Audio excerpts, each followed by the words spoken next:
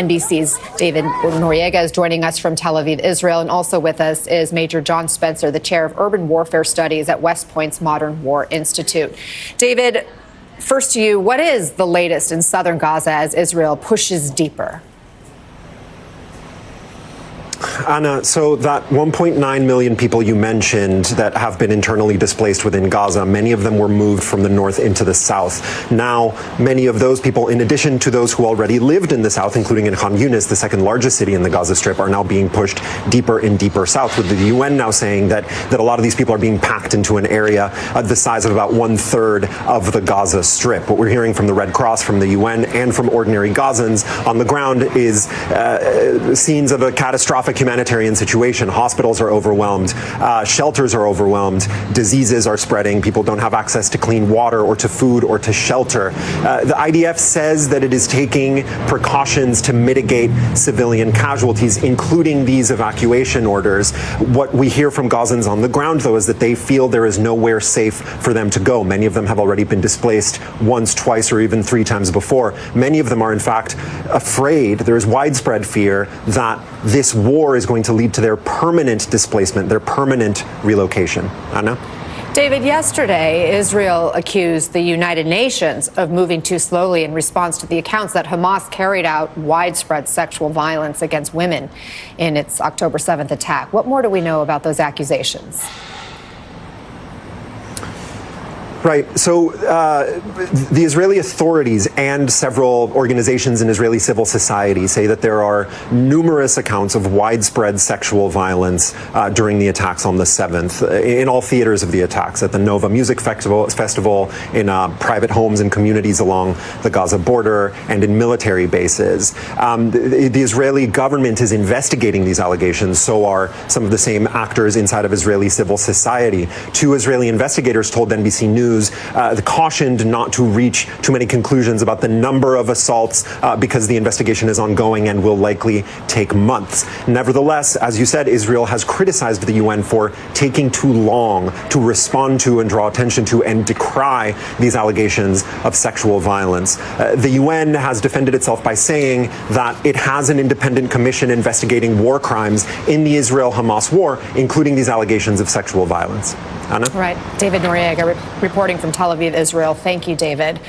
Major Spencer, as Israel's going deeper and deeper into southern Gaza, how does that change the battle? I mean, it definitely changes the way they execute the use of force when you have a densely populated area. And they have changed their tactics, I think, from the first phase. And where they're entering in Khan Yunis, which is a Hamas stronghold, they're doing things that no military has ever done in history, like issuing out their maps, issuing out very select neighborhood evacuations instead of the whole city. But it does complicate, right? Because those civilians that we see on those videos aren't leaving. Well, we know that the civilians were told to move to the south. And now Khan Yunis, that neighborhood you mentioned, is in the south. And so you have about 2 million people who are displaced.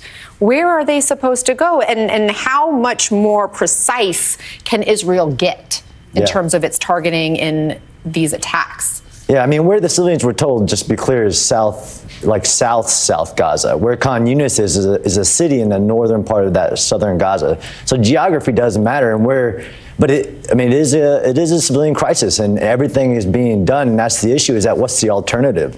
I mean, the American military has never faced something like this, where rockets are going. Just this morning, a giant rocket barrage on Tel Aviv, where rockets are raining down. There's 100+ hostages.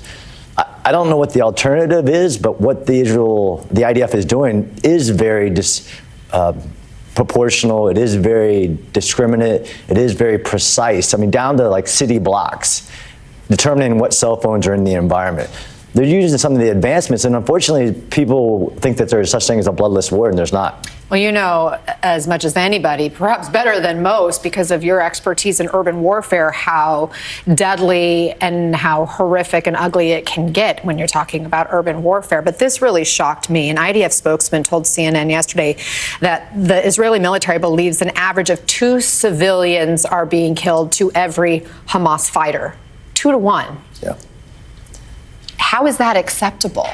So, unfortunately, is that the civilian casualties are 90% of modern wars, And that number is equivalent to operations even the U.S. supported, like the Battle of Mosul in 2017, where 5,000 ISIS fighters in a city of 700,000, and there were 10,000 civilian casualties.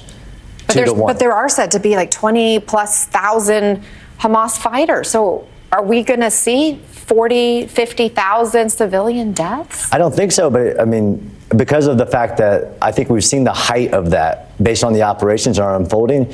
But when Hamas, which is the textbook of trying to get their own civilians, I've never seen this, where they literally are forcing civilians to stay. ISIS did that too, but at this scale and where the civilians don't have a place to go, although those IDP locations, I mean, Israel's not striking there because there's no reason to. Israel's going where Hamas is, so there has to be a point of Hamas having ownership of this and how hard this is. But this is a test of the Western way of warfare, right? We all watch every strike, every moment, every day.